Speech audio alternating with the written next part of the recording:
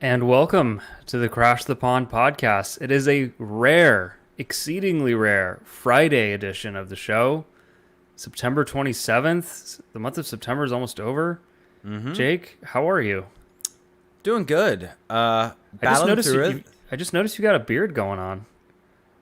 I mean, it's not Didn't mean to that cut much. you off, but No, it's not that much beard. It's just I shaved. I usually shave once a week, and I shaved prior to a wedding that I went to last Saturday. So this is about a week's worth of growth, and I'll probably trim it on Sunday. So there's that. But battling through it. Been a little bit sick, so apologies if anyone hears a cough. Going to do my best to regulate it and mute my mic as I go. And so if you have random pauses through things I'm saying, that is why. Just as a preface for everyone there, but. Doing good. Excited that the Ducks are actually playing hockey. I went to the game last night. Was able to see all the changes that they actually had made to Honda Center. All the changes on the ice, everything like that. And it was actually pretty jarring in some ways, but really, really nice. Like, I know that this is not something that's going to matter to you very much because you are not going to games that often. But for everyone listening to this, I will just at least relay this part of it. But the new security system that they have for the entrance, they removed the old security gates, and now it's a new system that like Angel Stadium has. You can just walk right through, not having to take stuff out of your pockets. They'll flag you if they need to look at anything, but most of the time you just keep on walking through. New scanners for tickets that you just kind of tap your phone against with your ticket and go in. Just a lot of really kind of positive changes to just the way that you can enter Honda Center. And obviously OC Vibe is still being built around, so that's all a pain, but it was really nice. And then the jerseys on the ice looked amazing. Like the all orange look, I think for anyone out there that might have been worried about the all orange, it works at home, it works in the arena, it works. Like there's no doubt about that to me. so is the security now more lax? Can you come in with a water bottle? Is that the deal? That part I don't know about. But it's not more relaxed. It's just they have a more high technology system where instead of having to take stuff out of your pockets and then go through the security metal detectors, the metal detectors are different where they have like a person standing looking at an iPad where it probably can do more of a quick view of what you have in your pockets. And so you just walk and keep on going instead of having to stop and get wanded if you get stopped or things like that. So just a much smoother system for entering the arena, which probably will help a bunch. Yeah, no one wants to get wanded. That sounds intrusive. Moving on though, yeah, it's nice to have. I'm gonna let you gather yourself after that one. Okay. We've got a lot to talk about today. We do. I actually feel a little like overwhelmed. There's actually quite a bit of information to go through. Yeah. But I'll just start with this though. Okay. It's just nice to have games, roster decisions, stuff to talk about. You know, during especially the month of August, I feel like every week I have to come up with a topic, or Yeah. you know, we have to get together and think of something. It's nice when the topics are just kind of given to us and we can just react and give you our takes and go from there. It's nice. Yeah. There's actual on ice play that happened. Hockey Viz has stats that we can actually look at to see how different guys performed, how the team performed, to both to verify what we were able to watch. It feels like we're starting to get into full swing. We're maybe in a little bit of preseason form right now, but we're getting there. We're getting the chemistry going. We're getting everything moving on our side. Yeah, I was listening to a hockey podcast on a walk the other day, and I realized, like, oh, wow, we're actually close. Like, the rosters are being set, games are being played. Like, 2 weeks okay, away. I'm Two back. weeks. 2 weeks away from Saturday is the season opener for the Ducks. And the Ducks' last two games have been streamed on their website and using the Jumbotron feed. And while it's not a broadcast, but after the experience we had with the rookie face-off, it feels like one hell of a step up from having to look through the horrible netting at the Kings practice facility. That was terrible. So Yeah, it was unwatchable completely. So this is like not unwatchable, and it's actual NHLers that are playing in these games. Some of them more than others, as we'll talk about the game from Tuesday. But there's actual important things here. So where should we start? Because we've got two games to talk about. We've got the roster to talk about. I think we should start with John Gibson Yeah. having an appendectomy and being projected out 3 to 6 weeks. And that 3 to 6 weeks is coming from Elliot Friedman on the 32 Thoughts podcast, is what he said is as the estimated return. And so if you look at a timeline and look at the Ducks schedule, 3 weeks would put him coming back for probably the 18th, the game against the Colorado Avalanche. So that's probably a best case scenario. And then a worst case scenario is he's back by the 8th of November against the Minnesota Wild. And so that puts the Ducks down a goalie. And Lucas Dostal is going to have to take the reins over this time period. But I think that that's an obvious thing. I think the more interesting question coming out of it is, who do they have back up? And I think what almost felt locked in of a Gibson-Dostal tandem, and then it was just kind of the other guys were all going to get sent down. It feels like there's actually a little bit of a competition now for who's going to be the backup, whether it's Calle Klang, whether it's Oscar Dansk, and which one of those two will step up for that role. Because you and I were talking about this before we started getting going here, but there's a question of what do the Ducks do for the season opener? Yeah, they start with a back-to-back. And for those who don't know, typically teams will split the goalie assignment in a back-to-back. So starter gets one night, backup gets the other night, or whatever that designation is. And now, Dostal is going to be there, but do you trust whoever the backup is going to be for Dostal? Because now it will definitely be a backup situation. With Gibson and Dostal, I think we're nearing the point where it's more of a tandem. But whether it's Oscar Dansk, whether it's Calle Klang, it's clearly there's a huge drop-off in the quality after Dostal. So right away, they're going to have to make a decision. And if it were me, if I were sitting in Greg Cronin's shoes, in those sporty dress shoes, he's got the sneaker-looking dress shoes. They're nice. They're a good look. Not a fan, but good for him though. Live your truth. I'm all about living your truth. If I were in those shoes, I would say start your backup against the Sharks opening night. Just be bold, play him against the team that's the weaker of the two, and live with the results. That being said, the Sharks are going to be amped up on that game. They're going to have all their young talent. They're going to have their new look roster. So not an easy situation for a goalie to step into, but I think probably a little just an easier sell than putting them in Vegas, whether it's Dansk or Calle Klang. And not only that, there's also, this might sound dumb, but there's some prestige of being the season opener starter. Yeah. And I don't think Dostal has had that ability to start that game yet in his career. I think it's been John Gibson for every single season opener that the Ducks have had since Lucas Dostal has been on the roster. And so I could definitely see him really wanting to push for that. And I think here's a question, I guess, for you. Let's just say they're dead set that they're starting Dostal against the Sharks. And the perspective of that is that's the more winnable game. You want to start him in that game to get to start off on a good foot and go the opposite mentality of starting, like you and I were both thinking, starting Klang or Dansk against the Sharks because it's the easier matchup. But what if you go for the flip side of that, of you really want to start the season with the win, and if you get a split, you're fine with that. But get the win in that game to start the season, so you start Dostal in that. It gets him the prestige of being the season opener starter also. But if you do that, do you start him again against the Golden Knights? Or so you're saying, play Dostal back-to-back. Do you do that, or do you play Klang or Dansk against the Golden Knights?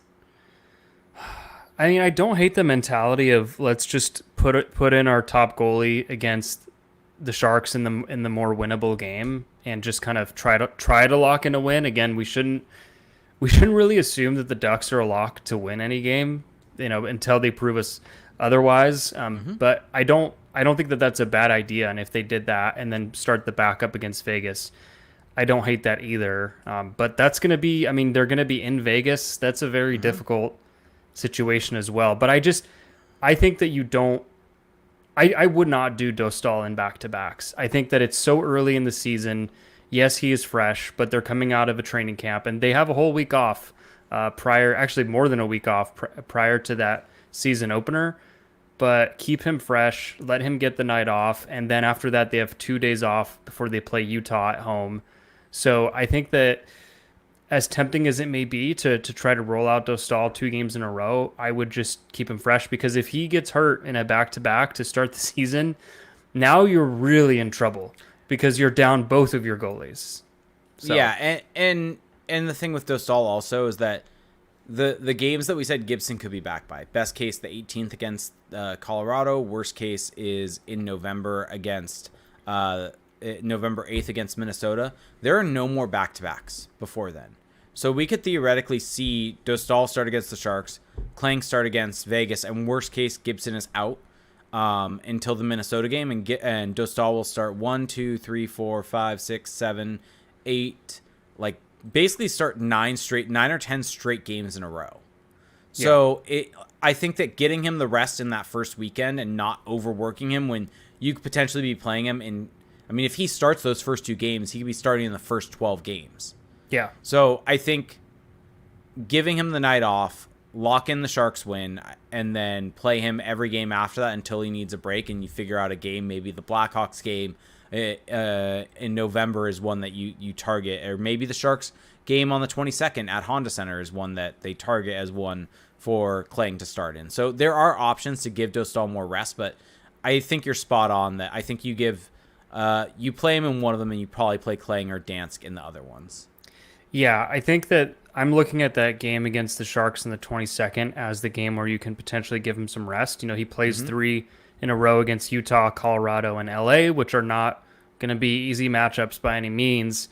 Then you rest him against the Sharks, and then he has 5 whole days off before you hit the road to the East Coast. You go play New York, New Jersey in a back-to-back.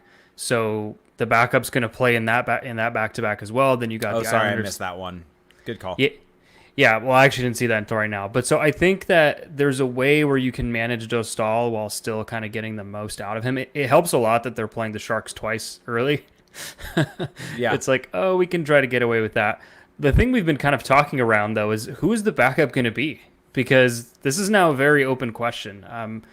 I don't think Calle Klang has necessarily stood out. You know, hasn't been bad, but hasn't really done anything to kind of grab our attention, and neither has Oscar Dansk. So what do you do if you're the Ducks here? I mean, I think at this point, like, it's funny. I feel like the last couple of games of training camp, I know you want to start Dostal in the last game, but I almost feel like now Dostal really shouldn't start until that final game unless he says he needs more work, because at this point you need to evaluate what you have and what those goalies are. Yeah. If it's a situation of they play half a game in the second to last game to just see, and that's the battle right there, like I don't know. I think personally, like it can go two ways, because you could see him wanting to get Calle Klang in because they could view him as being the future backup for the team and wanting to get him NHL experience. But you could also view it the opposite way of, you don't want to ruin this young goalie before he can really get his feet wet. So you'd rather put in the guy with some NHL experience, more of a veteran guy that can really hold down the fort, being in tandem with Dostal. And so I don't have a good read at all in terms of what they want to do. And there's 2 different clear paths that they can have here. And I think they're probably going to evaluate how they play the rest of the preseason. And it's probably one of the last true battles that the Ducks have for a roster spot going into the rest of camp. Yeah, we actually have a training camp battle now of who will be the backup goalie. I mean, I feel like they probably already know what they're going to do. I would imagine that you don't want to leave it up to the last preseason games, but if one guy really stands out, I mean... Who do you think it will be? If you think they know who it is, what do you think? I just have this feeling it's going to be Oscar Dansk. Yeah. Because it's not like he has a ton of experience. He's played 6 NHL games in his entire career. But he's 30. He's just got more. He's also, I think more importantly with Dansk, he has more North American experience, pro experience, whereas Calle Klang just came over last year 2 years ago. I guess technically. He just has more pro experience in general. Yeah. Klang played 5 AHL games 2 years ago. But last year was his first true season. And yeah, he just has so much less experience. I feel like this season for Calle Klang is all about just getting more experience in San Diego. Maybe you earn a call-up, or if there's an injury or a trade or whatever. But he is very much in a developmental season.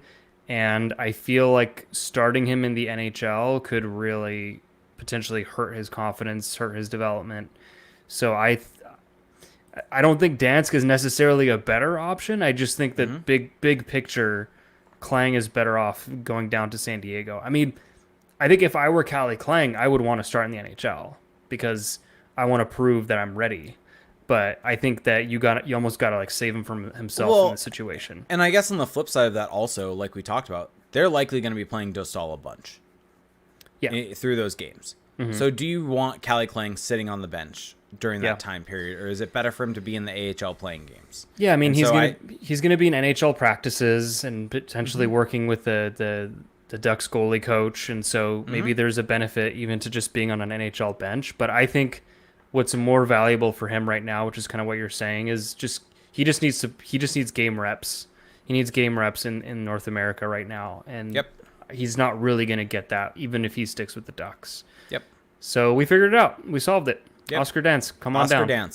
Oscar Dansk will be starting in Vegas against Is Vegas the only other NHL team that he's played for? I think so. Yeah. So against the Vegas revenge game for Oscar Dansk. Oh, that would actually be great. I'm here for that. There we go. We found it. Gives him a little motivation. I'm here for it. The only reason why I know his name is I remember that he was like the random goalie that Vegas brought up when everyone was hurt. Yes. And then he also got hurt, but he had a 946 in those 4 games. 946 save percentage in those 4 games in Vegas. He was also a 31st overall pick in 2012. Like, he was actually a pretty high. I mean, that's very high for a goalie. Yeah, 31st overall. Back when it was round 2. Yeah. And so I think that clearly it hasn't really worked out for him, but this could be a nice little opportunity for him. So I give it to the veteran, the wily veteran who's paid his dues, and maybe it'll work out. Who knows? Yep. And then maybe that clears the runway to then trade Gibson. I mean, if Oscar Dansk can become a viable backup, which I would say is unlikely, but that certainly would make it easier. Yeah. Well, also, you need Dostal to be a viable starter. That also needs to happen. This is probably the most goalie talk we've had on the podcast. The most uninterrupted, non-goalie trade talk. Yeah. Like actual who's going to play.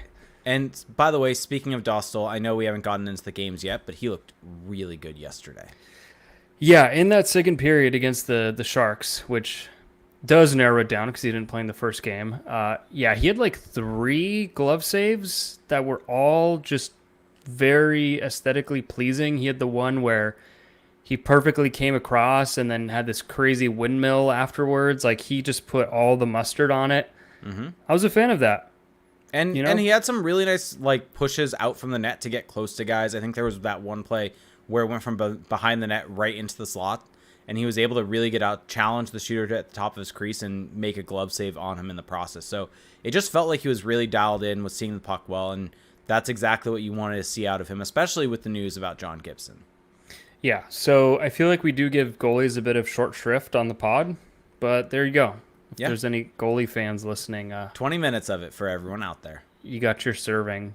Yeah. Should we talk about the games? Yes. Okay, so let's just go in order. Let's start with the first game. I feel like that's a fair place to start. Yep. So, I mean, we can say who won or who lost or whatever, but like, as we all know, the results in preseason, at least for me, don't really matter. I just more look at individual performances, trends, lines, things of that nature. What stuck out to you against San Jose in San Jose? The game in San Jose, I think Brett Leeson looked really, really good. I think he really seemed on top of it with a lot of things, the way he was getting on the forecheck. He's playing center, so maybe that's something that they look at, having him in that position as a fourth-line center, maybe moving Lundestrom to wing or things like that. So I thought he looked really good. Rodwin Dionisio, like, this is a player that we had Mitch Brown on and talked about if what he does can translate to the NHL, he could become a top-tier type of player if he ends up making it. And you could see it in this game. Yes, he made a few mistakes here and there, but in the offensive zone, his ability to move the puck around and try to create chances and create lanes was such a fun thing to watch. And you can see it in his stats. Like, I'm looking at the HockeyViz stats right now, and he's sitting in the good quadrant, like sitting at above an 80% expected goal share, with actually generating a bunch of expected goals for and literally nothing against, about 1.2 expected goals for, 0.2 against. And so Rodwin Dionisio being that good in his first pro game is not something I really expected. Granted, preseason against the Sharks, but the Sharks were still icing some NHLers in this game, like Tyler Toffoli, like Alex Venberg, like Zetterlund, and so there was some NHL talent in this game. And so Rodwin Dionisio having that capability. And then the other players, Yegor Sidorov. I think Sidorov caught my eye. I think his ability to win battles along the board was not something I necessarily expected. And so those for me are the three standouts, I guess. Yeah, Brett Leeson looked really good. I mean, he's probably the one where I put the least amount of stock into his performance, just because he is an NHLer. The Sharks lineup, it was not very NHL like, but he did look good, especially on the penalty kill, along with Brock McGinn, who at times last season we forgot was on the Ducks. He only played like 20 games last season. He played 20 games? I think. That many? Let me see. I feel like it was even less than that. Was it? I mean, I don't know, but that's just what it felt like. Let's take a look real quick. But yeah, and he had back surgery over summer, I believe, to help relieve some of the issues that he had. And so hopefully that will help. 24 games last season. Holy crap, I did not realize he played that much. Yeah. Dang. It must have been early because he just kind of disappeared after a while. But yeah, so seeing him back and seeing him and Leeson together on the penalty kill, I thought was really encouraging. And, you know, Brock McGinn is not this like elite player, but he does bring a level of skating and mobility and a little bit of kind of puck handling to that fourth line that I think is just a huge, I mean, honestly, is a huge upgrade over someone like Ross Johnston, for example. Just a random example. No malice behind that example at all. And also with Brock McGinn, he's probably played his best years with the Carolina Hurricanes, which is the exact system that Greg Cronin wants to implement. Yep. And so I think if you want to have a guy playing, I mean, we talked about Jordan Martinook potentially coming to the Ducks, and that was a player they should target in the offseason. I mean, I don't know why we never made that comparison with Brock McGinn before in the past, with him being a player that thrived under Rod Brind'Amour. And so with the Ducks and Greg Cronin running a similar system, like if he can stay healthy and get locked in a fourth line role, like that, he could be a perfect person for that spot. Yeah, so it was good seeing him back, and I think him and Leeson just showed some good chemistry, which is great to see. And then you touched on Yegor Sidorov. He scored a goal, and it was a pretty goal. It was a one-timer, and I think the standout for him, though, wasn't really the goal. It was what you touched on, which is him just really chasing down pucks, showing effort, you know, showing even a little snarl after the whistle, which I know you don't really care about, but I think it's something that his coach definitely cares about. Agreed. I would agree. And so he's playing the game and he's playing it well, but he's also just a very energetic player. And I think that plays well to the coach, and he's also got a little skill. He's clearly got great hockey sense, finding teammates, creating lanes, passes, all of that. So I don't think he's making the team. We'll get into why I think that is, but I think he's making a great case for himself, and he's also setting himself up to have a good season in the AHL. So a good look at Yegor Sidorov. And then moving to the blue line, you talked about Dionisio, and I will just kind of echo everything you said, which is that he's just so much fun. And I think that what makes him so much fun is that there's so many circumstances where in a game, a player, especially a defenseman, will have the puck and they'll just get rid of it if they feel pressure, or if it's just kind of like an unsafe situation and they play it safe. They dump it in or they get rid of it, go D to D, whatever. Rodwin Dionisio just does not have that switch in his brain. It's like if there's pressure coming, if there's a situation, a problem to solve, he is stick handling around that problem. Like that's the response every single time. And I think it's great. I think it's a great first instinct because he's really good at it. He's really good at evading pressure, and not just like evading pressure, but then actually creating a play out of it. He's got really good mobility. The question for him is just like, how is it all going to come together? I mean, that's really the only question left. And so another guy that I don't think is going to, I mean, I can't say I know because I'm not in the Ducks' heads, but I'm pretty confident won't be on the team, but also setting himself up nicely for a great season in San Diego. So Yeah, like if he can do what he did in that game, and like let's just say the Sharks team was closer to AHL talent, if he can do what he did in that game for the goals, like he's gonna really help propel the goals next season or this upcoming season, and really push them to be a much better team and have a whole lot more wins and drive a lot of that offense for them. And so, yeah, I think, granted, one game, one preseason game, so all this needs to be taken with a grain of salt. yep. But it just feels like there's more there with Rodwin Dionisio than even I first expected. And I'm someone that was pretty high on him. But just to see that out of him in this first outing was just very, very nice. Yeah. And the thing with Dionisio, though, is that this game was more, it was closer to his actual level, where there's a lot of AHL talent. And I mean, that's where he's going to be. So I think for him, a performance like the one we saw for Sidorov is actually a little more encouraging. You can extrapolate a little bit more from it because that's the level they're going to be playing at. For a Brett Leeson, a Brock McGinn looking really good, it doesn't matter quite as much because they're veteran NHLers. So, and then some lowlights from this game, at least for me. I don't know if you have any lowlights, but I'll let you handle it.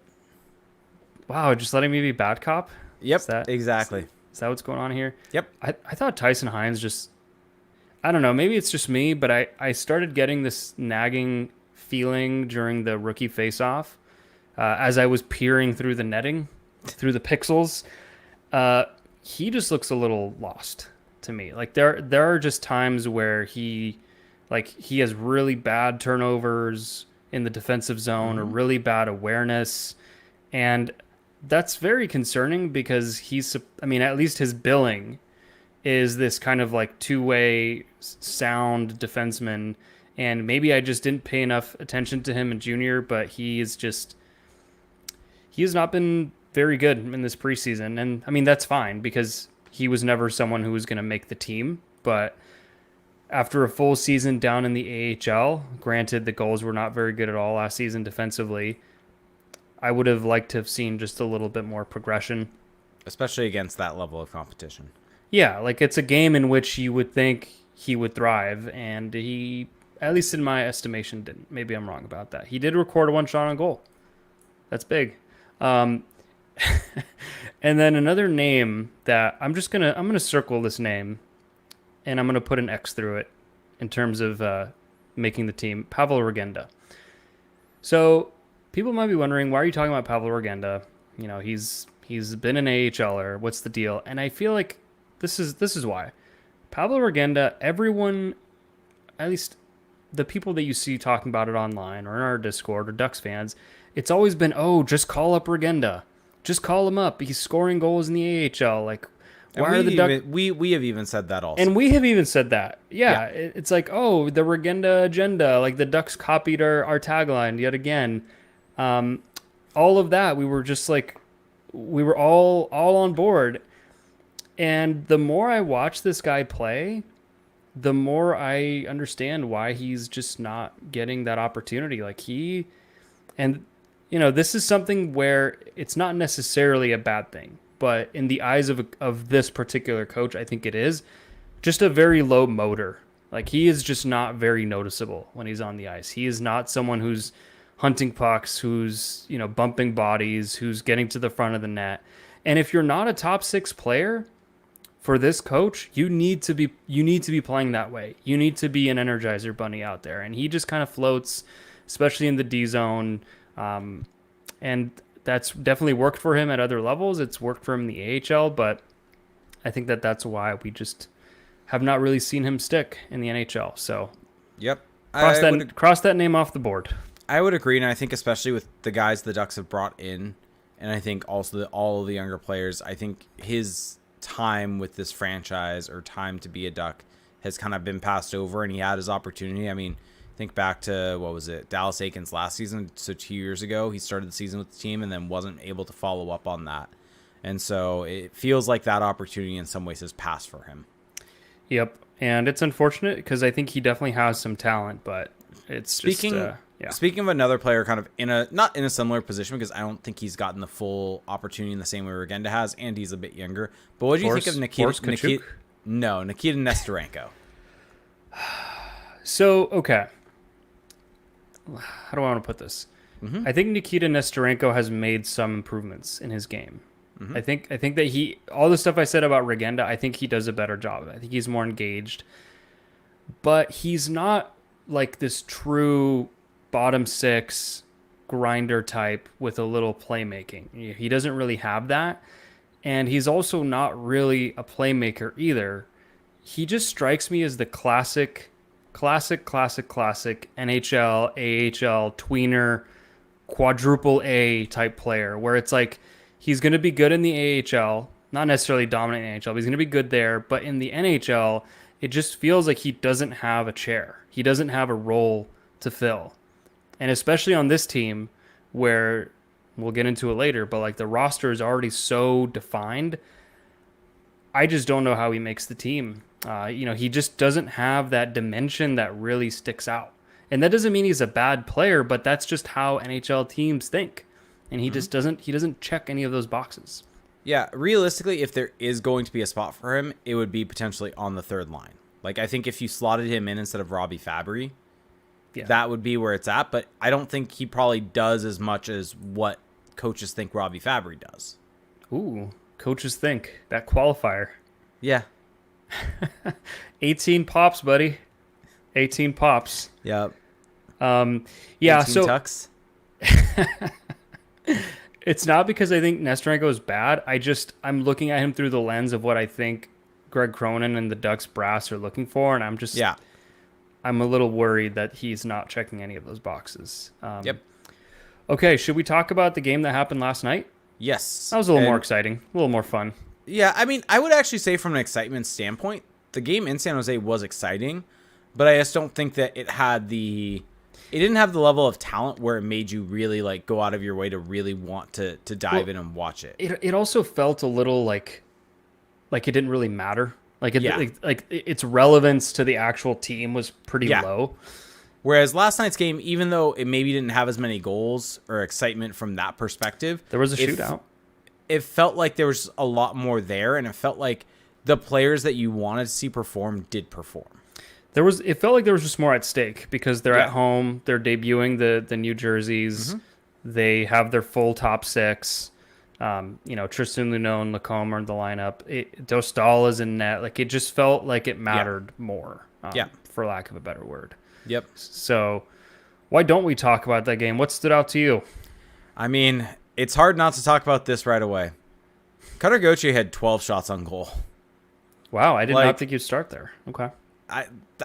That is, I think, the place that you have to start, to be honest. That's a big number. I'm not going to lie. That's a big number. Regardless of, like, whether you and I both think, like, okay, he spams shots a bit too much, if you are able to put 10-plus shots on goal in a game, you're likely going to score at least one goal.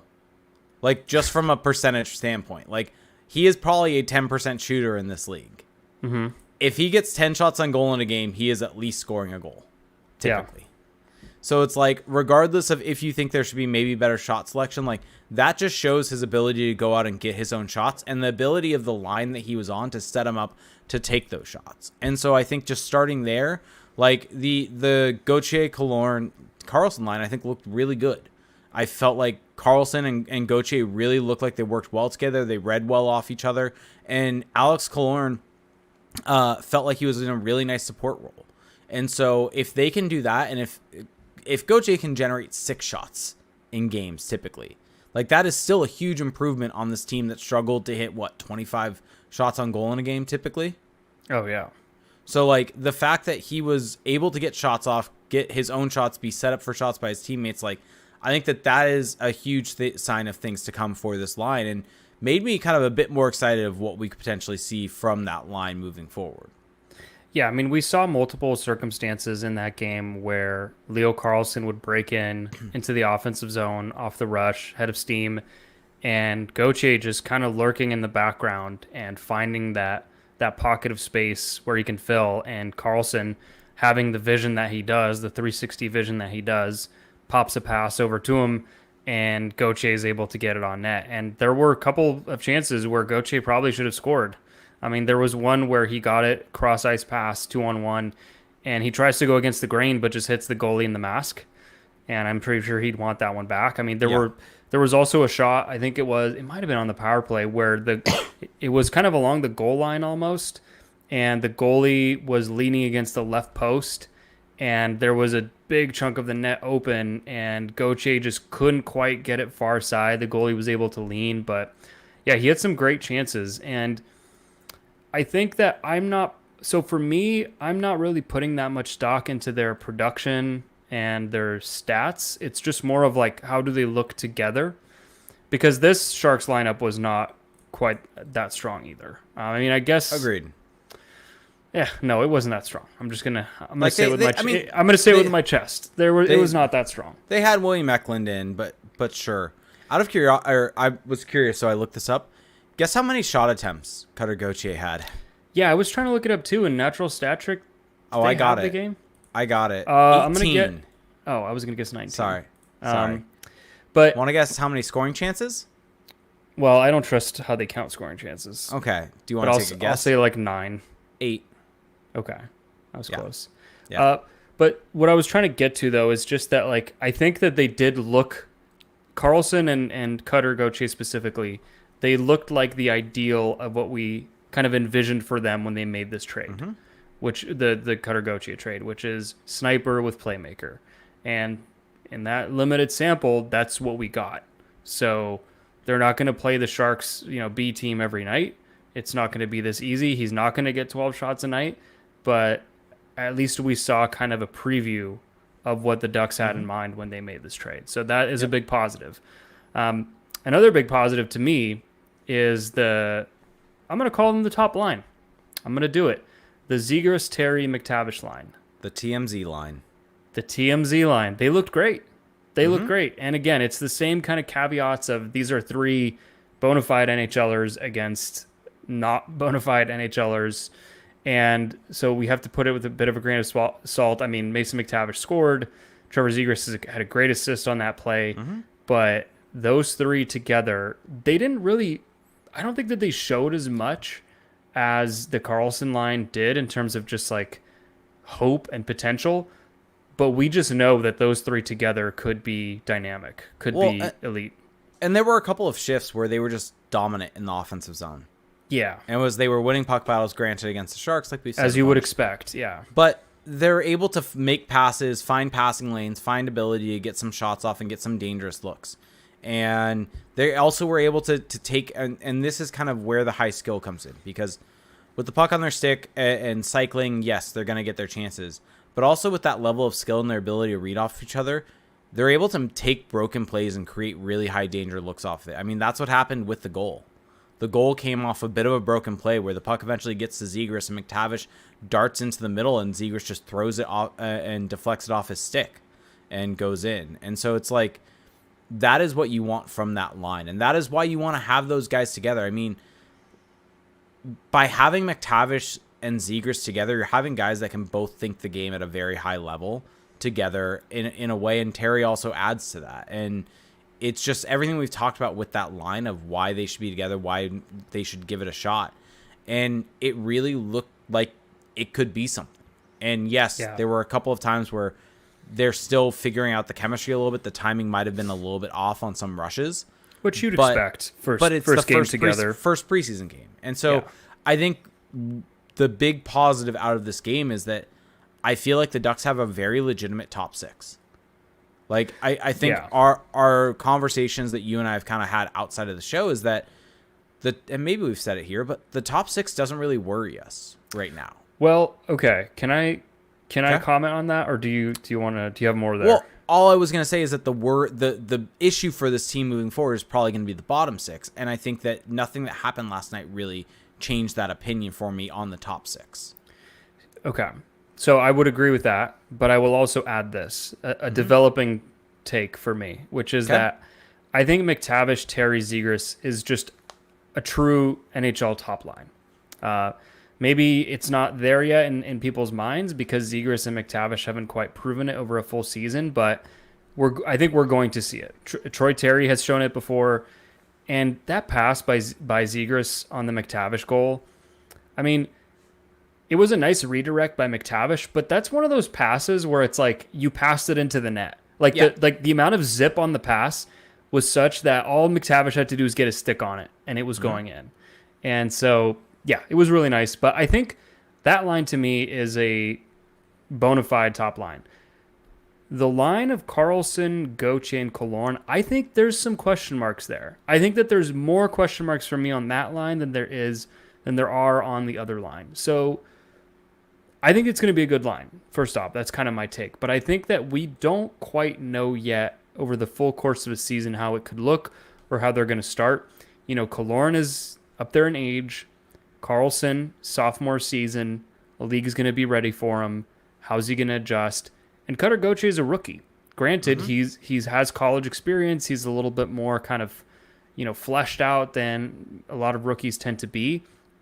But I think that there's a bit more volatility on that line. Sure.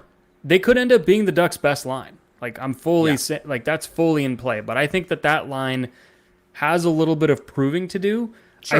I still think that they are a top 6 line, and I guess just in my head in terms of the hierarchy, they are the clear-cut second line. I think that Zegras, McTavish, Terry is the clear-cut first line. Yeah, but I also think it doesn't really matter that much. I think realistically it's going to come down because I think the benefit. I think it matters just a little bit because I think people are expecting it to be the top line in a way. Fair from a fan perspective, but where I'm going with that is I think the benefit of it though is they play like. From just what we saw last night, like Carlson and Gauthier playing together play a lot different than Terry, McTavish, Zegras do. Mm-hmm. Like the style that they play. And so one of them could be getting shut down while another one is thriving, and depending on what the matchup is. And so it very much is probably a fluid situation of depending on which line's going, which one's working in a game, that one's going to be the first line in that game. Yeah. And that's going to be the fluid situation that's there. I think in an ideal situation, you would want McTavish, Zegras, Terry to be matchup proof in the sense, and that would make them a true first line. And then the Gauthier, Carlson, Killorn line would fall in as second line. But I think as of right now, it's going to be more so a dependent on which line is going situation, which makes it more of a true top 6. But I would say if I had to pick one, the McTavish line would be the more true first line, just with the talent that's there. It's more proven, more established, more proven talent. But that's not to say that there won't be games where the Gauthier, Carlson, Killorn line will be better. No, and that's fair. That's totally fair. Yeah. Okay, well, so should we talk about the rest of the team a little bit? So, yeah, we can talk about I think the other forward lines, I personally don't have a whole lot to say on it. I'll say this. Okay. I just think Mijatovic, Petrie, did Petrie get sent down today, or was that Terrance? Someone got sent down. Terrance. Yeah. Mijatovic played 7 minutes. He kind of looked like a guy who only deserved 7 minutes. Like, he just didn't really do a whole lot. I think he needs a year in San Diego to kind of develop. Pastudov played 10 minutes. I actually thought I think he's had a good camp, even though he hasn't really gotten a chance to really fully spread his wings. I think he does look a little faster. He does look a little stronger. And that's something that has been asked of him for a long time. And it feels like now the work he's put into his body is starting to pay off. So I don't expect him to make the team, but I think that he will have a good season in San Diego. Sam Colangelo actually had a bit of a gaffe on one of the goals against where he started flying the zone, thinking that the Ducks were about to break it out, and then the puck turns over behind the net. His man at the point crawls into the slot and turns into a goal against. He played 11 minutes. I think that his stock is trending down in terms of making the team. And that's pretty much all I got forward-wise. So, yeah, I didn't really have much on the forwards, but carry on. The thing for the defense is Greg Cronin decided that full send. That it was a full send type of moment of he was just not going to play the third pair. Connor Smith ended up playing 11 minutes with McEwen playing 13, and then you had Pissick playing 18 minutes, Hellison playing 21, Luno playing 25 minutes, and Jackson Lacombe playing 29 minutes. Yeah. And I thought Lacombe and Luno looked really good together. I thought Tristan Luno, like, this was the game for me where I'm like, oh, yeah, that looks like an NHLer out there. Yeah, it's starting to trend that way. I mean, he's kind of on his Pavel Mintyukov arc from last year right now, Yeah. where he looked good in rookie face-off, and it's kind of like, okay, rookie face-off, what do you do with that? And then yesterday, the rush that he had on the goal, which we were just Yes. talking about McTavish, Yes. where he beats a forechecker, he creates a zone entry, creates a give and go, kind of blindly throws a backhand pass into the slot, but it ends up finding Zegras, and that eventually leads to the goal. He does stuff like that multiple times a game, and I think the difference is that last year he would go coast to coast, or he would go through a couple zones, but it wouldn't really turn into anything. And I feel like now his read of the game seems a little sharper. It seems like he's kind of understanding how to manipulate defenders a little bit more.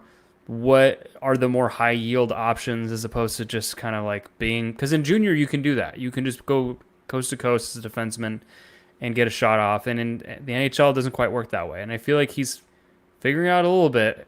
And I think too, just physically, like he just looks Yes. like, I know that we're not the size and like physicality podcast. We're not the size guys. I mean,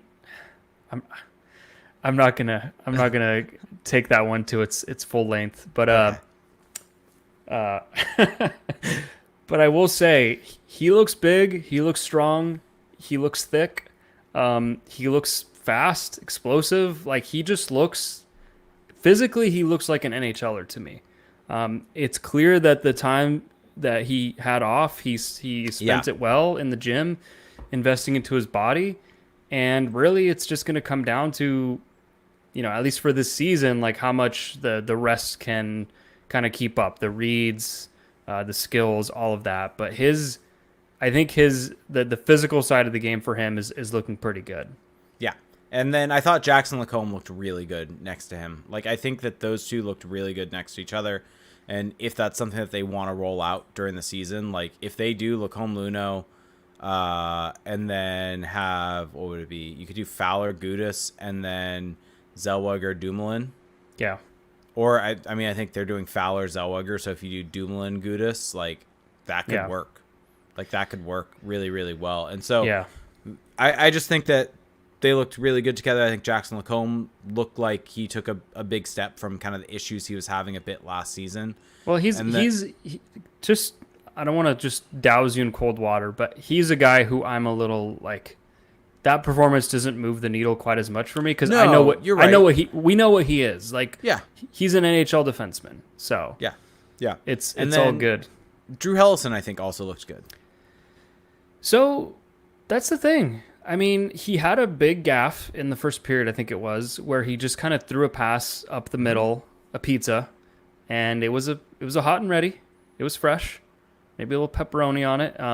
It did not lead to a goal against, but he had flashes the rest of the game where he was bodying guys against the boards. He was making plays out of the zone, breaking up plays with a stick, waving that stick around. And I mean, I think with Drew Hellison, it's I'm not saying that he's this like ready to go NHL defenseman and that he's an every night player, but I think he's at a point where I just don't know what there's left to do for him in the AHL.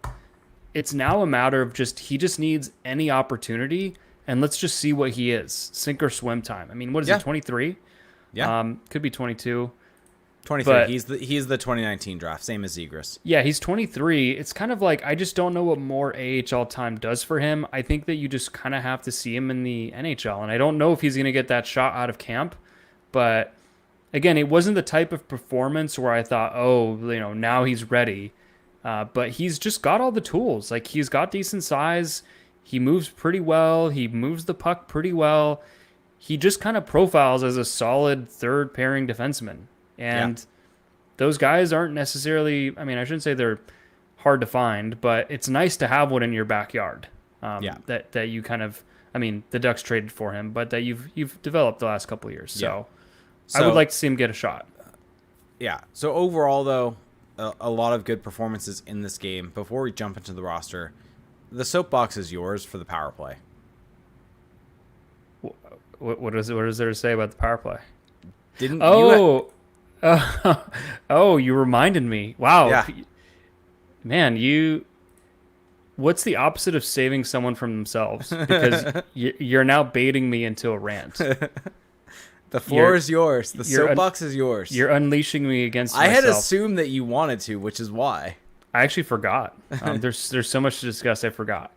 But so the power play units last night, which I think, or sorry, the power play units in practice yesterday, or 2 days ago, were Terry. So first unit, Terry in the net front, Carlson left flank, McTavish bumper, Gauthier right circle, Zellweger at the point. And in the game last night, we saw the same forwards, but Lacombe at the point.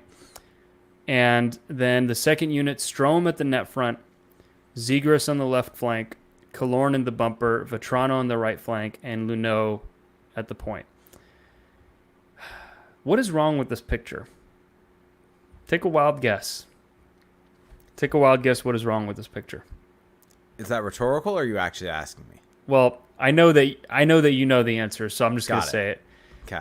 You are putting your best playmaker on the team. You are putting your best playmaker, like it's not even really that close. Your best passer, your best power play guy, one of the most skilled players in the entire NHL. Hell, one of the most skilled players ever.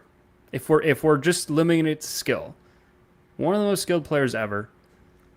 Incredible vision. You are putting him on a second unit with Ryan Strome, who sometimes doesn't even remember to look at the net when he has the puck. Alex Killorn, who TBD on life after Nikita Kucherov.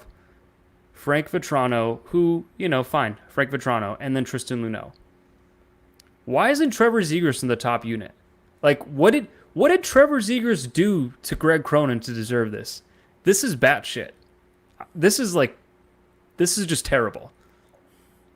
I'm sorry, but I get it. Cutter Gauthier scored a lot of goals in college and ostensibly has a great one-timer.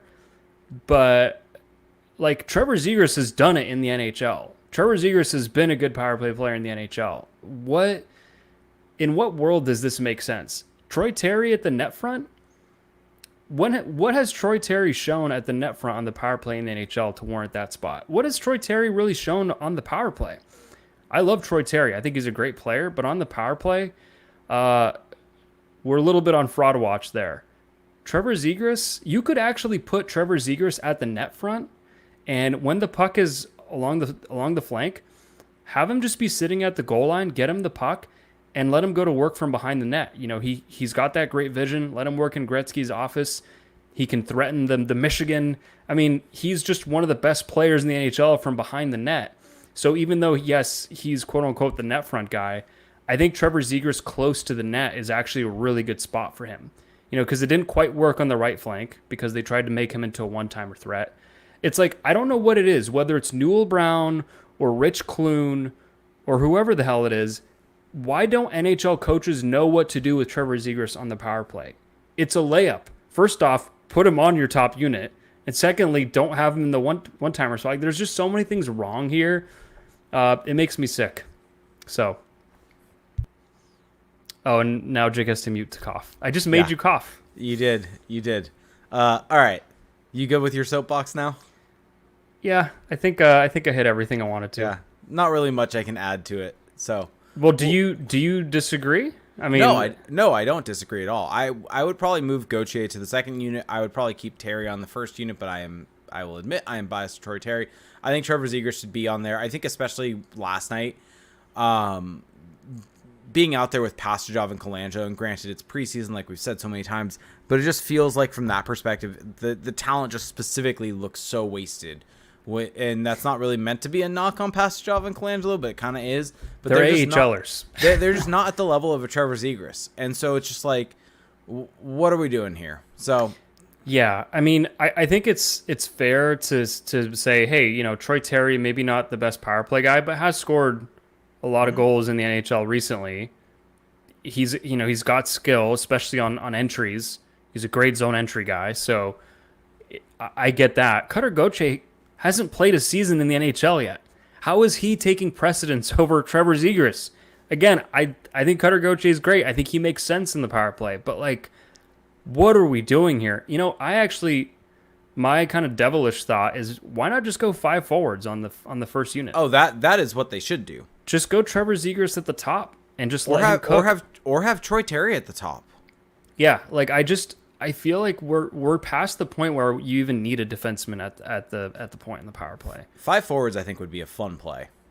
I think Zellweger. I actually like Zellweger in that spot because I think he's one of the few defensemen where when he takes a point shot, I don't actually get upset because he's so good at changing the angle and kind of like strafing along the blue line with his backward skating where I don't hate it.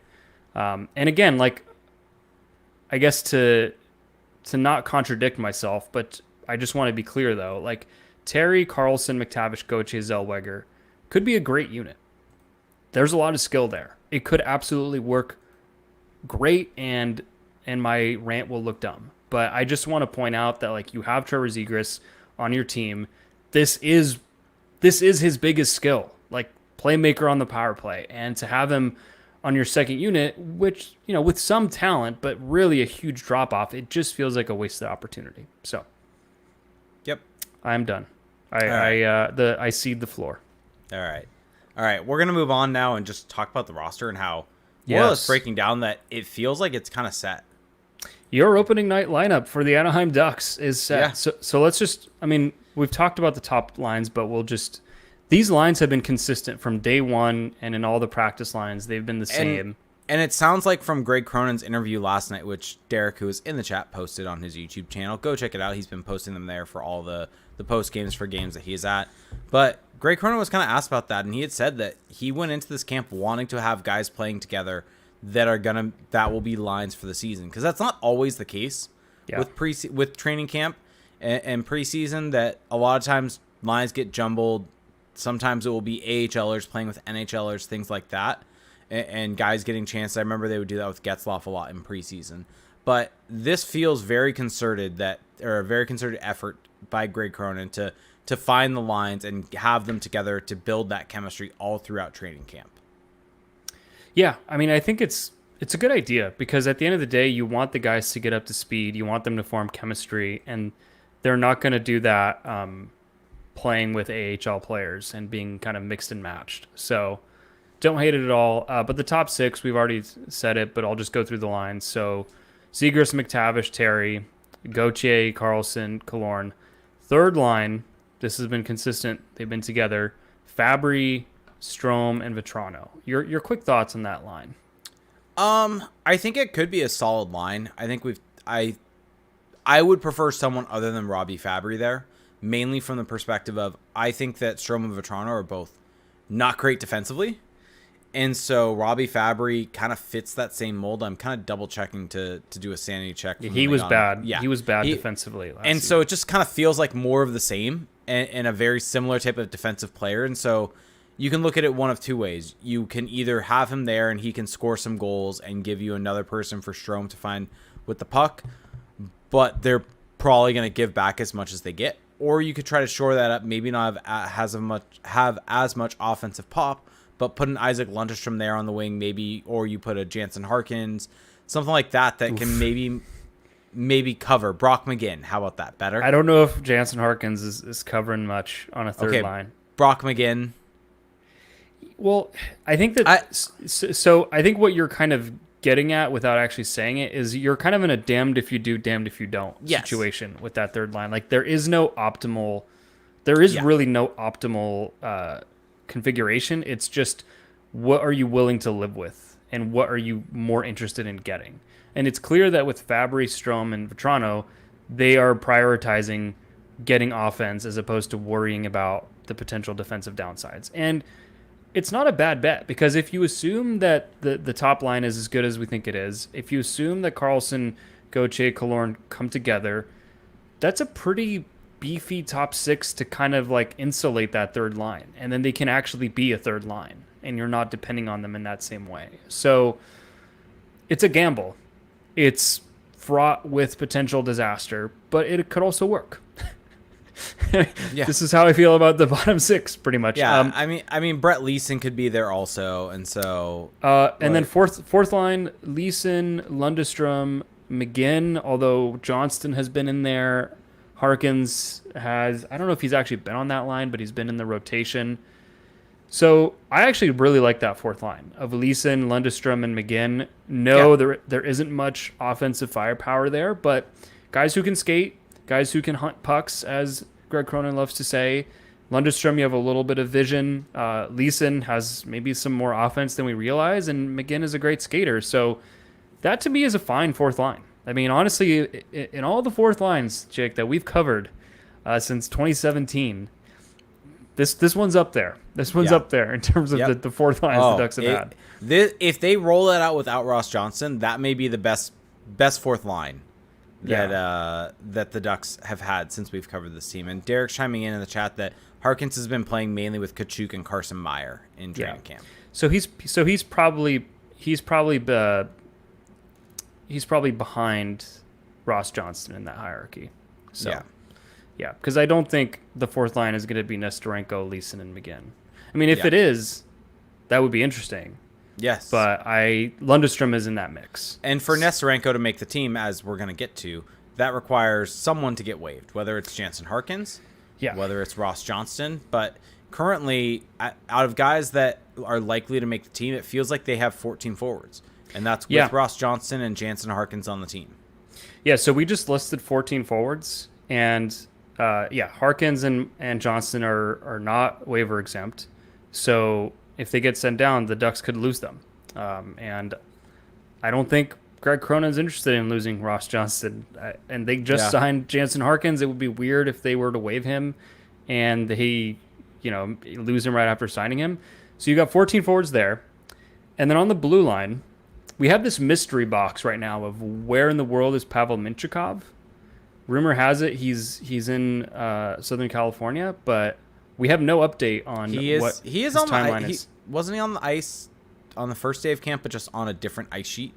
He's somewhere. Yeah, we have zero information on what his timeline is, but we know he's hurt. And right now, the projected pairings would be Fowler-Luneau, Dumoulin with Zellweger, and then Lacombe with Gudas. And then you have Vakanainen as your 60. Or sorry, your 70. Well, first off, your thoughts on just the blue line. I like it a lot. I like that blue line a lot. Like, especially if Luneau is as good as he's looked. What do you do? Let me ask you this. When Mintyukov gets healthy, what do you do? When Mintyukov gets healthy, I think Luneau just goes down to San Diego. Okay. Because I think he's waiver exempt. He can benefit from the AHL. You're not sending down Zellweger. Like, there's only so much you can do. I mean, if you want to go 8D, that means that a young D is going to be sitting in the press box. And you rotate them, basically. Maybe you're okay with that. Maybe you value that over the AHL. But then, let's say you go 8D, then you have to waive one of your forwards. And again, I don't know if they want to do that. They signed Harkins to a contract. They love Ross Johnston for reasons unknown. But I don't see that happening. So I think the likeliest scenario is that when Mintyukov gets healthy again, unfortunately, I think it means Luneau is going down. Or maybe they just put Vakanainen on waivers. Like, I don't know. Yeah. I don't know. Maybe Vakanainen just... Or maybe they do. Yeah. Maybe the plan all along has to put Jansen Harkins on waivers at the start of camp, assuming that no one's going to claim him. Yeah, I mean, that's the thing. It's like, what are the actual odds he gets claimed? Very minimal. Like, what was the thought process behind signing him? Are we assigning too much there of him being an NHLer versus them assuming he was going to be AHL cover? I mean, they gave him 2 years. They gave him 2 years, and I think it is a one-way deal, so he's getting paid the same in the AHL as the NHL. That's an expensive AHL player. 100%, which is why I'm on the boat of I think he was signed for the NHL. Same. But, we just don't know, I guess is my point there. I think there's gonna be an internal debate about, like, I just feel like Luneau must have some ardent supporters within the Ducks brass. Mm-hmm. And I feel like they're going to want to keep him up at all costs.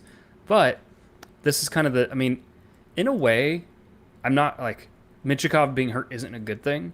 But especially if he misses the first couple weeks of the season, which again is just me speculating. We don't know. We don't have any information about this. It gives you a little time to see what you have in Luneau.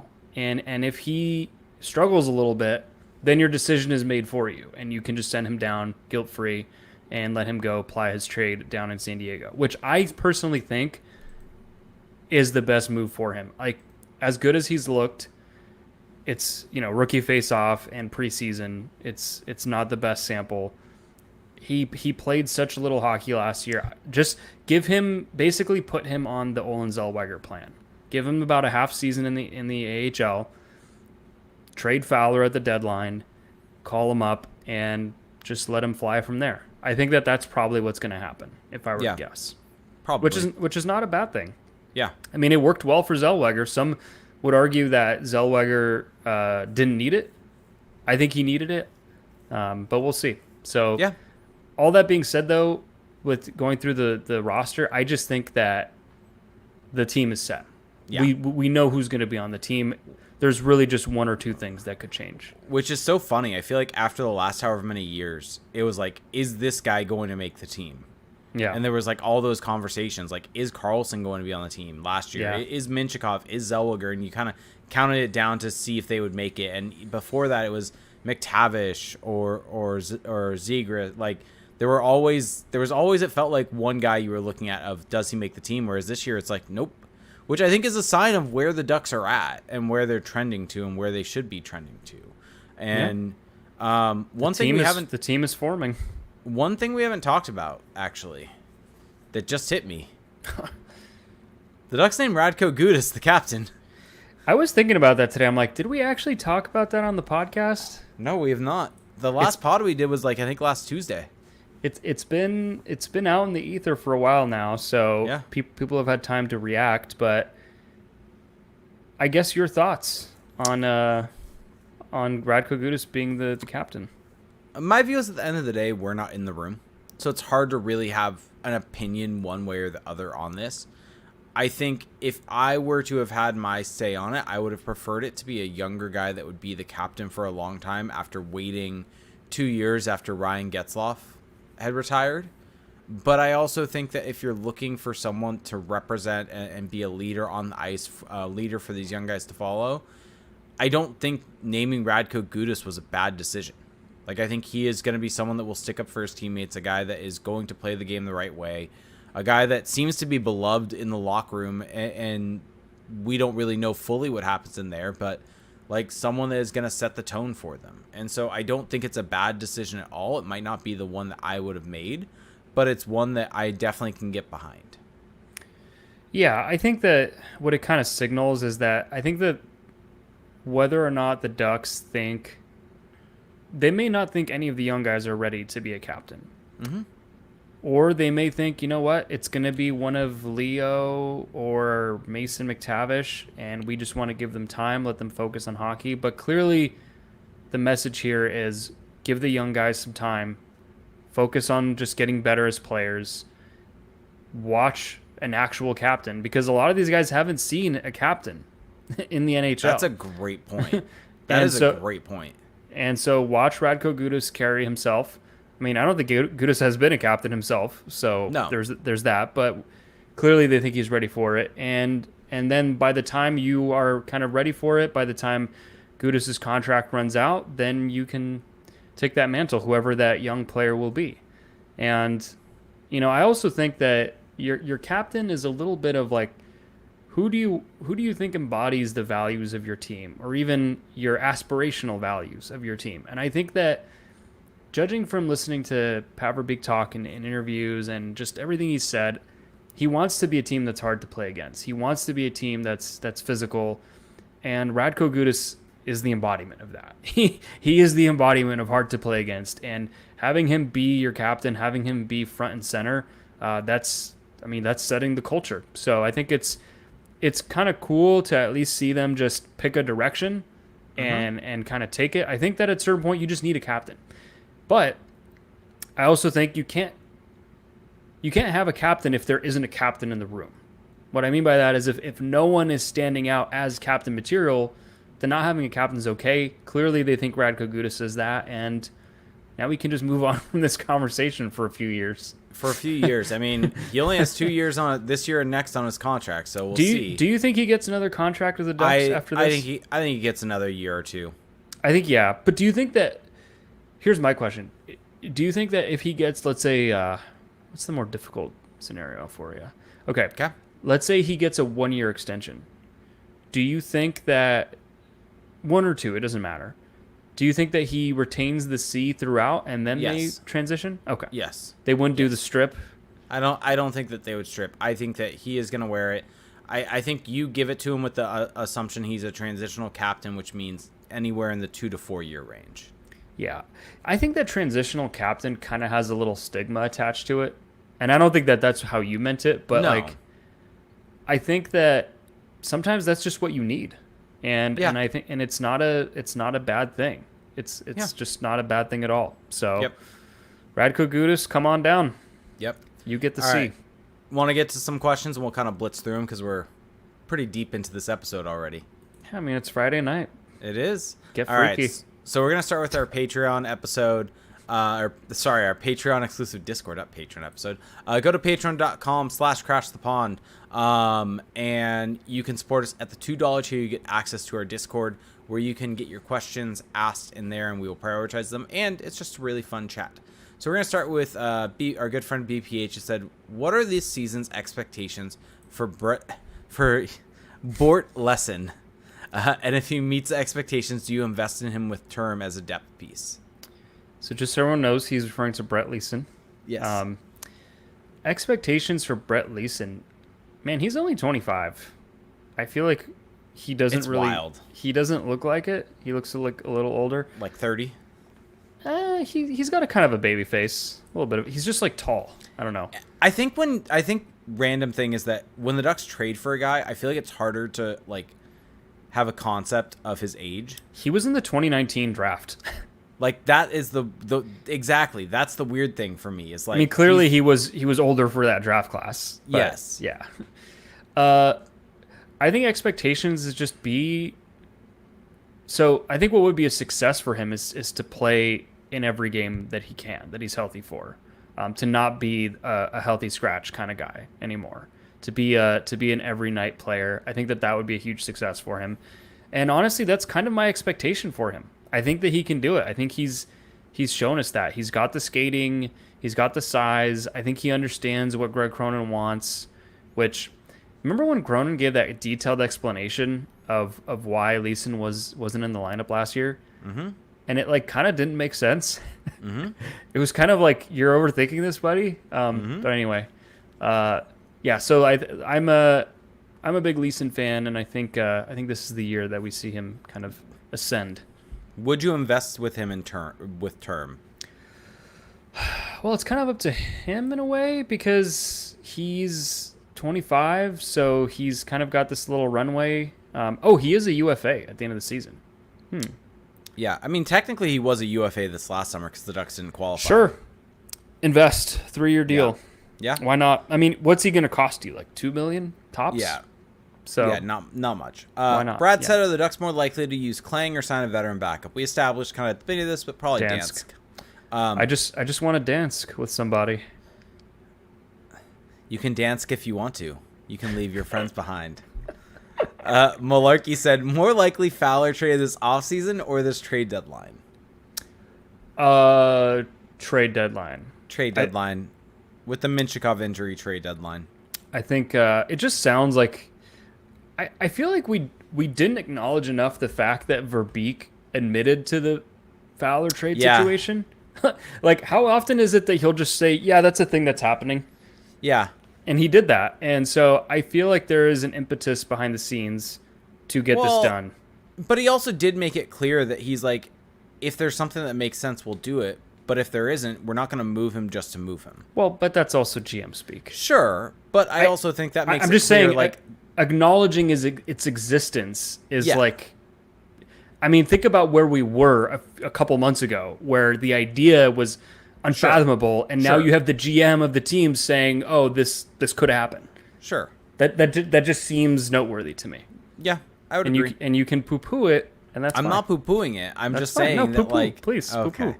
All right, Poo-poo. Ducks Juggernaut asked, what would be some reasonable expectation? The show has gone off the rail already. To have this season for penalty taking rate / penalty kill. I don't have an answer for that. honestly. Yeah. Sorry, I was busy laughing. I just don't keep track of that number, so Yeah, it's kind of a bad stat. I guess I would rather see them in the middle of the pack in terms of allowing chances on the penalty kill. Yeah. Yeah, we look more at like what the expected goals were in each unit. That's more of our stat. Yes. Rooch said, not a question, but a Sidorov one-timer should be called an Egger bomb. Oh, okay. I dropped the Y because our good friend Derek said the Y is not meant to be pronounced in his name. Yegor bomb? So it's Egor. I think I'm messing this up now. It should be Egor Sidorov, I think. Yeah. I don't know. All right, moving on. All right, we're gonna jump into. I got a couple questions from Twitch. Oh, Igor. I mean, I don't think Egor is a name in Russian. So yeah, we're over an hour into this thing. Show me some grace here. Well, it's like how Evgeny. You remember how Evgeny Malkin at one point in his career was spelled with a Y? Yeah. Do you remember that? Yevgeny? Yeah. Yeah. All right. From Twitter, Hockey South said, question for tonight's pod, over-under on season point total of 82.5. And how bullish are you really on the Ducks this season? Love you guys. Keep doing what you're doing. I think it's under. I think it's probably under. I'm just trying to be like as realistic as kind of like looking at it as coldly as possible. I am more bullish on the Ducks than I think the general public. Like I think they're going to be closer to 80 than 70. I think that they have a lot of talent that's kind of going to reveal itself. I think that the general public still views the Ducks as a bottom 3 team, like solidly. And I think that there's a chance that happens just because of how weird the Pacific Division is, and they could still have an improvement and still finish near the bottom of the division. But I'm higher on them. I'm more bullish on them than most, but I still think they're below that number. And no, this is not gambling advice. Yeah. And now we're going to jump to Twitch and YouTube. So if you're in the Twitch chat or YouTube chat, please start throwing questions in. But if you're listening at home, you can find us when we go live at twitch.tv/crashthepond. You can, if you have Amazon Prime, you get one free Twitch Prime gaming sub each and every month, and it does help out more than you can imagine. You can be just like our good friend Ducks Jaggernaut, who supported us for his 24th month. So thank you so much, Eric, for that. Or if you're listening to this and you have a YouTube account, and yes, I know you all have a YouTube account, find our YouTube channel, youtube.com/crashthepond, where you can like our videos, subscribe to our channel, get notified when we go live, and we just have a good time. So Austin Price 529 said, what defines a successful season for the Ducks this year? Get out of the bottom 5, get out of the bottom 10? I think both of those would be a success. But what defines success? Like what's I guess the break point for success? Okay, do you want my definition? Yes. Okay, my definition of success for this team. They are not, so there's this kind of running joke going around with the Canadians, like media coverage, and it's like the Canadians GM and brass, they keep saying we want to be in the mix, and no one knows what in the mix actually means, and I think that's kind of the point, is it's ambiguous. I don't think the Ducks, a successful season has to be them being in the mix for the playoffs. I don't think that that's even realistic. For me, a realistic season for the Ducks is, if I were to pin it to one number, it would be being above 50% expected goals at 5-on-5. That is literally how I'm looking at it. Is this has been a poor 5-on-5 team for as long as I have been doing this podcast with you. They have been a bad 5-on-5 team. They were not good last year. You can split the hair as finely as you want. They were not a good 5-on-5 team. If they are a above 50% 5v5 expected goals percentage team, which means that they're generating more expected goals, more chances than they're allowing, I don't really care what the result ends up being, because that shows that the team's process has improved, that they are trending in a direction that we have not seen them trend in years. So that is success to me. Okay. I mean, do you disagree? No, I don't. I think that that's a very good way to define success. I do think that there needs to be some proof in the pudding from a points perspective. But the thing with points is kind of like, there's a lot of confounding variables with points. Sure. Like goaltending. No. Yeah. Sure.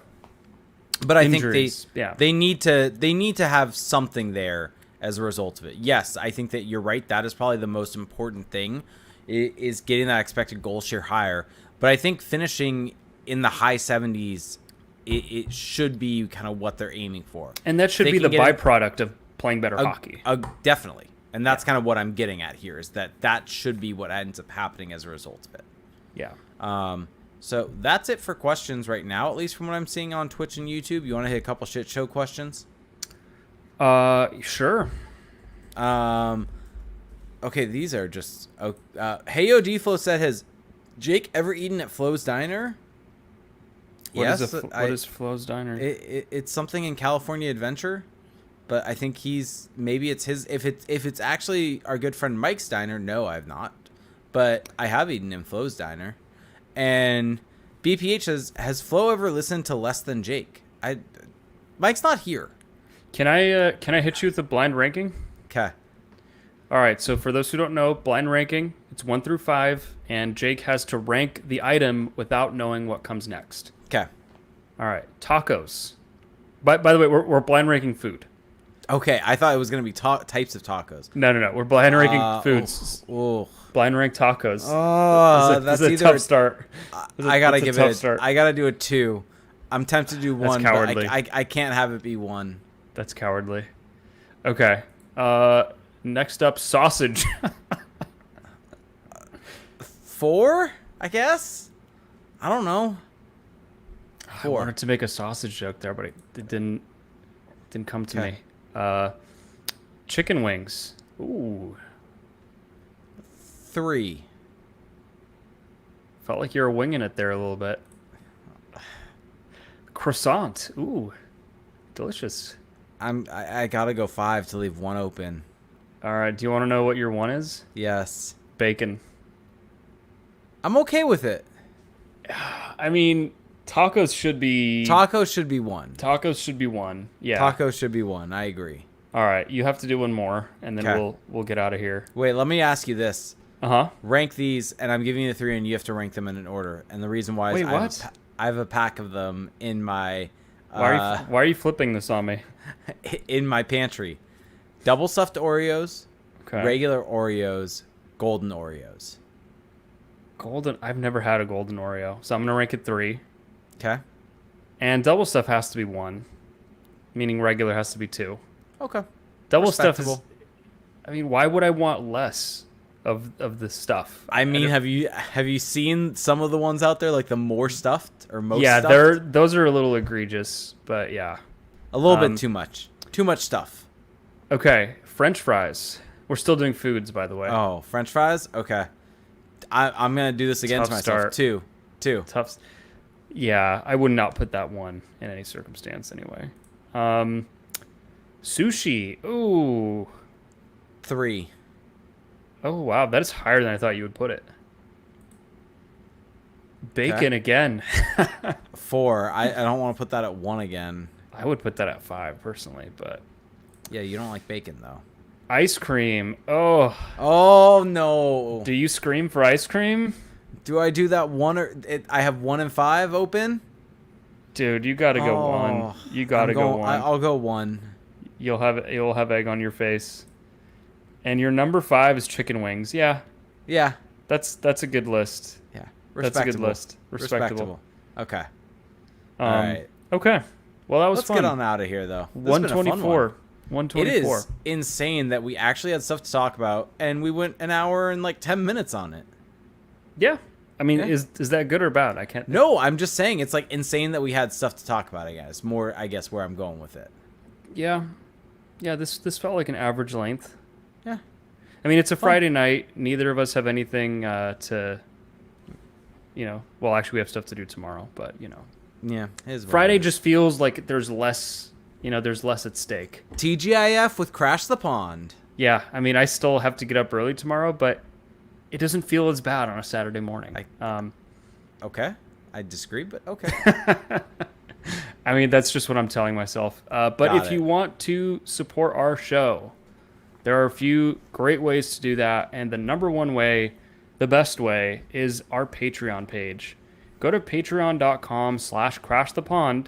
Link will be in the description of the show.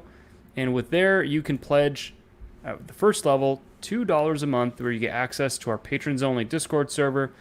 This is really a great community to join. It's all Ducks fans, people that love the Ducks, talk Ducks. You can also talk to us. We're in there quite a bit. You can connect directly with us, chat with us directly. So if you've ever listened to the pod and thought, I wish I could just tell them this right now, well, you can do that with the Discord, and it's a great place. We've also got Derek and Patrick from the Hockey News in there. So if you ever want to ask them questions directly, they are in there all the time as well. So that's $2 a month. You can up that pledge to $7.50 a month. So in addition to the Discord, you get access to 2 bonus podcast episodes. We're doing one tomorrow, so stay tuned. We'll talk about what time we're doing that after we're done recording. But 2 bonus podcasts. And then you also get access to bonus player breakdown videos. So usually I'm going to post videos in there about Ducks players or Ducks prospects, shift by shift, really kind of getting into the details. So if you're kind of a film head, it's a great place to get more of that. So that's at patreon.com/crashthepond. You can also leave us a rating and a review on Apple Podcasts. Totally free, takes just a couple minutes. And if you are a longtime listener or anytime listener and you haven't done that yet, do it. It's really easy and it helps us a ton. And we need to keep growing. So do that. We just got a super chat from our good friend Chubbs Peterson, so want to shout him out saying, Ducks season, woo, it's best Ducks pod in the league. Love you geezers. Thank you so much, Chubbs. Thanks, Chubbs. Yeah, we're the best. We're entering season 7? 8? I think. 8. It's scary. Yeah. It's scary how this thing has just flown by. Yeah. But yeah, Apple Podcasts, you can also subscribe on Spotify, leave us a rating there, and you can leave us feedback there as well. It's anonymous. So if you don't want to put your name out there, you can at least let us know what you think we can improve on. We always appreciate hearing from you guys. You can also find us on YouTube. We post a video version of the podcast there. We're also going to do player videos there during the season. So go check that out. Find us on social media. We're on Twitter/X. And on that note, that's going to do it. Happy hockey. Bye.